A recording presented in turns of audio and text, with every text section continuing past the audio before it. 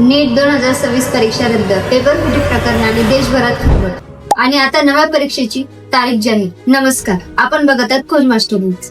3 मे 2026 रोजी झालेल्या नीट परीक्षेनंतर देशभरात पेपर फुटीचा मोठा आरोप झाला आणि हे प्रकरण थेट सीबीआय पर्यंत पोहोचले. राजस्थान, हरियाणा, नाशिक, अहिल्यानगर आणि लातूर कनेक्शन समोर आल्यानंतर मोठी कारवाई करण्यात आली.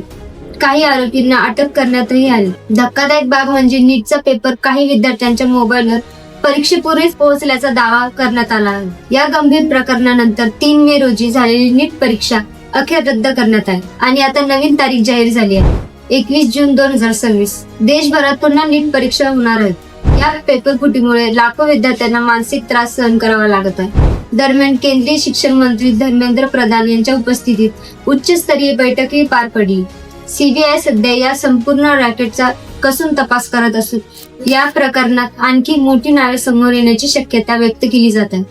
नीट 2026 पेपर फुटी प्रकरणातील प्रत्येक मोठी अपडेट पाहण्यासाठी बघत राहा खोज मास्टर न्यूज.